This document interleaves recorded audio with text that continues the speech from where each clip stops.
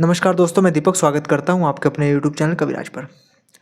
मां शाकंभरी यूनिवर्सिटी ने समर्थ पोर्टल पर रजिस्ट्रेशन करना सबका अनिवार्य कर दिया है। जो स्टूडेंट इस पर रजिस्ट्रेशन नहीं करेगा उसका रिजल्ट आने में प्रॉब्लम आएगी, क्योंकि सब अब ऑनलाइन कर दिया है। तो लेकिन समस्या ये आ रही है, कुछ बच्चों ने कर लिया है, कुछ ने नहीं किया है और कुछ अभी तक उलझे हुए हैं, जिनको समझ में नहीं आ रहा है करना क्या है। किसी बच्चे का हो गया है, किसी का नहीं हुआ। जिसका हो गया है वो भी असमंजस की स्थिति में है, उसको ये समझ में नहीं आ रहा कि मेरा हुआ है कि नहीं हुआ है। तो इसी विषय को ध्यान में रखते हुए ये वीडियो बनाई जा रही है। इस वीडियो को आप देखिएगा, अपना रजिस्ट्रेशन करिएगा और जिसका हो चुका है वो एक बार वेरीफाई कर लेगी, उसको पता लग जाएगा कि मेरा रजिस्ट्रेशन हो चुका है या नहीं हो चुका है।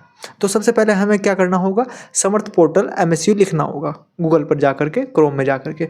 जैसे ही हम लिखेंगे हमारे सामने एक इंटरफेस आएगा ऐसा, जहाँ पे होगा स्टूडेंट पोर्टल, साइन इन लिखा होगा और पासवर्ड लिखा होगा। कुछ बच्चों को तो अभी तक ये मालूम नहीं हुआ कि साइन इन करना है या फिर न्यू रजिस्ट्रेशन करना है। बच्चा अगर पूछते हैं कि हमारा पासवर्ड क्या है, जबकि उनको मैं ये बता देना चाहता हूँ कि आप अगर नए हैं तो आपको न्यू रजिस्ट्रेशन पर जाना है। ऑलमोस्ट न्यू रजिस्ट्रेशन पर ही सबको जाना है।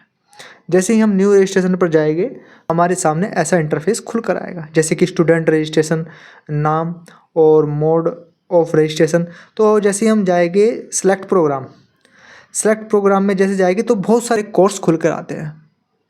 ये ध्यान में रखने वाली बात यह है कि जो स्टूडेंट फर्स्ट ईयर में है, यानी कि BCA फर्स्ट ईयर हो गया, आपका BBA फर्स्ट ईयर हो गया, BSc फर्स्ट ईयर होगा, जो भी फर्स्ट ईयर में है उसमें जैसे BCA का बच्चा है तो BCA वाले बच्चे कहाँ जाएगा, BCA वाला बच्चा जाएगा बैचलर ऑफ कंप्यूटर एप्लीकेशन में। जैसे BCA सेकेंड ईयर वाला बच्चा है या फिर BSc सेकेंड ईयर वाला बच्चा है, जो भी सेकेंड ईयर वाले बच्चे हैं उसको जाना है ओल्ड NEP में। एक बार ध्यान से फिर सुनिए, जो फर्स्ट ईयर में बच्चे हैं, ओवरऑल जो भी फर्स्ट ईयर में बच्चे हैं वो सिंपल कोर्स में जाएंगे, जैसे कि bachelor of computer, bachelor of commerce. अगर जो सेकेंड ईयर या थर्ड ईयर वाला बच्चा है उसको जाना होगा old NEP bachelor of commerce, उसको इसी प्रकार से सिलेक्ट करना होगा। ठीक है, वो सिलेक्ट आप कर लोगे। सिलेक्ट करने के बाद हम आएंगे नीचे। सेलेक्ट करने के बाद आएगा इन्वॉल्वमेंट नंबर या फिर आपका एग्जामिनेशन रोल नंबर। तो आपको इन्वॉल्वमेंट नंबर पर जाना है और इन्वॉल्वमेंट नंबर अपना यहाँ फिल करना है। जैसे ही अपना इन्वॉल्वमेंट नंबर आप यहाँ पे फिल कर दोगे उसके नीचे आएगा कैप्चर। अच्छा, कुछ बच्चों की समस्या ये आ रही है कि वो सब कुछ फिल कर दे रहे हैं और इनवैलिड की समस्या आ रही है।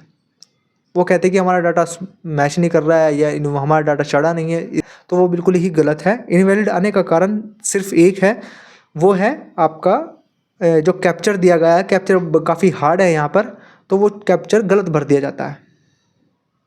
ऐसी केस मेरे सामने रोज़ आ रहे हैं, मैं रोज़ देख रहा हूँ इस बात को, इसलिए अच्छे से बता रहा हूँ कि जो अगर इनवैलिड डाटा वाले जो भी बच्चे हैं जिसके सामने इनवैलिड वाली समस्या आई है उनका कैप्चर बिल्कुल गलत है, वो ध्यान से भरे। अच्छा, समस्या ये आती है कि बच्चा फिर सोचे कि कैप्चर अगर भरेंगे दोबारा करेंगे ऊपर से नीचे जाना पड़ेगा। तो उसका सिंपल आपको मैं बता दूँ, आपको अगर ये कैप्चर समझ में नहीं आ रहा है तो आप यहाँ पर क्लिक करेंगे तो आपका कैप्चर बदल जाएगा। इस प्रकार से आप अपना कैप्चर बदल सकते हैं। जैसे ही आप इसको फिल कर देंगे उसके तुरंत बाद आपकी मेल पर एक OTP जाएगा। उस OTP को आप वहाँ पर डालेंगे और OTP को डालने के बाद आपका यूज़र नेम और पासवर्ड बनेगा। यूज़र नेम आपका इन्वॉल्वमेंट नंबर ही रहने वाला है और पासवर्ड आप अपने इच्छानुसार बनाएं। पासवर्ड हमेशा बनाते समय याद रखें, कुछ बच्चों का पासवर्ड भी नहीं बन रहा है। मैं बड़े अच्छे से बता रहा हूँ क्योंकि मैंने देखा है। तो बच्चे जो भी पासवर्ड बनाए, जो भी डिजिट में पासवर्ड बनाए, एक डिजिट को 2 बार न डालें। ध्यान से सुने, एक डिजिट को 2 बार न डालें, तब वो आपका पासवर्ड बन जाएगा। जैसे ही आपका पासवर्ड बन गया, बनने के बाद तुरंत आप बाहर आ जाएंगे। फिर वही प्रोसेस आपको मैं दिखा दूँ। उसके बाद तुरंत जहाँ पर साइन इन और पासवर्ड का ऑप्शन आ रहा था वहाँ पर आपको इन्वॉल्वमेंट नंबर डालना है और पासवर्ड डालना है। जैसे ही आप इन्वॉल्वमेंट नंबर और पासवर्ड डालेंगे तुरंत आपकी ID खुल जाएगी। ID खुलने के बाद जैसे BCom वाले बच्चे हैं तो आप उस पर क्लिक करेंगे तो आपकी ID जैसे खुल गई। खुलने के बाद आपके सामने इस प्रकार का इंटरफेस दिखाई देगा, जिसमें रेड कलर का एक लिंक होगा ABC ID।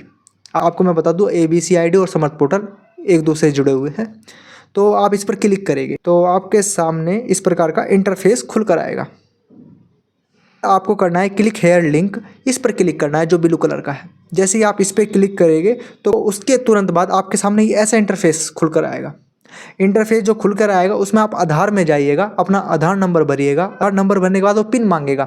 पिन आपको नया बनाना है, वो नहीं जो बाहर था, आपको नया पिन बनाना है। आप जैसे ही नया पिन बनाएंगे और फिर हो जाएगा। अगर पिन वो मैच नहीं कर रहा है तो फॉरगेट कर सकते हैं, और यहाँ पे भी अलग डिजिट से आपको पिन बनाना है। उसके तुरंत बाद वेरीफाई करने के लिए आपके आधार पर जो आपने आधार डाला है उससे लिंक होगा नंबर, वो उस पर जाएगा, OTP उस पर जाएगा, और फिर वो OTP आपको यहाँ पे सबमिट करना होगा। जैसे ही आप OTP यहाँ पे सबमिट कर देंगे, फिर आपके सामने अंतिम इंटरफेस ऐसा आएगा कि ABC ID आपकी आ जाएगी। ठीक है, और जैसे ही आपकी ABC ID आ जाएगी तो आपका कार्य समाप्त हो गया, आपका रजिस्ट्रेशन हो चुका है। जिसकी ABC ID आ गई वो अब आगे कुछ नहीं करेगा। तो यही समस्या आ रही थी, आपको ध्यान रखने की आवश्यकता है। जिस बच्चे का हो गया है वो अपने कंफर्म कर ले कि उसकी ABC ID आ गई है नहीं आ गई है। हाँ, एक बात और ध्यान से, कुछ बच्चों के समस्या आ रही है कि उनका जो मेल कोई और सी है और OTP किसी और पर जा रही है, तो वो महाविद्यालय में इस कार्य को जो देख रहा है उससे संपर्क करे, वो आपकी मेल ID जैसी चेंज कर देंगे तो आपकी आ जाएगी। तो कोई भी अगर समस्या हो तो कमेंट में लिख सकते हैं, जबकि कोई समस्या आनी नहीं चाहिए। और फिर भी अगर आपकी कोई समस्या रही कमेंट बॉक्स में लिख सकते हो, और अगर हमारे अपने बच्चे हैं तो वो आके मिल सकते हैं। तो इस वीडियो को यहीं समाप्त करते हैं। लाइक शेयर सब्सक्राइब अगर आप करना चाहो तो कर सकते हो, आपकी इच्छा। नमस्कार।